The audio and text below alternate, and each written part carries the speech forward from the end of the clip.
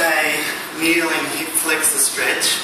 It's a compound stretch, meaning that you may feel the stretch in the glutes and adductors and part of the hamstrings in the front leg, but most of you will feel the stretch in the front of the rear leg, in the hip flexor muscles.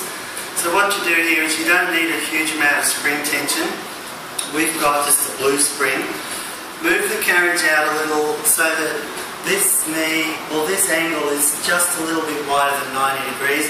Don't keep pushing the carriage out with this leg, otherwise you'll only feel it in the front leg, and the effect that we're looking for is more in the anterior or front of the hip joint, so of this rear leg. So once you get the carriage to here, you'll notice that Kenti's got her arms inside this leg, and that allows her to sink her hips down, and she's lifting in the chest as well, so that's a lovely position to start with. You'll also notice that the pelvis here is not neutral, it's actually posteriorly tilted slightly, and that's why some people feel the stretch already in this position, because in theory the leg is only supposed to extend roughly 10 degrees, or not only supposed to, but that's the average degree of hip extension, and by posteriorly tilting the pelvis we've already brought about 10 degrees of hip extension, so you might already feel the stretch. How does that feel now?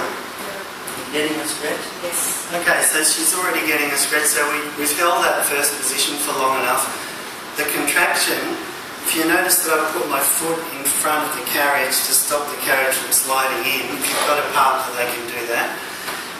The contraction is to push the back knee and foot down into the carriage. So Kenti's doing, let's do that now. So 5, 4, 3, 2, 1, stop, take a breath in.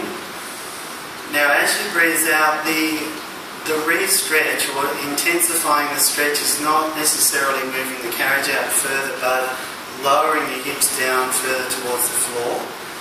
And then if you've got a partner like I am here, if I put mostly my right arm on the right side of her pelvis and sacrum, I'm just going to lean down a little.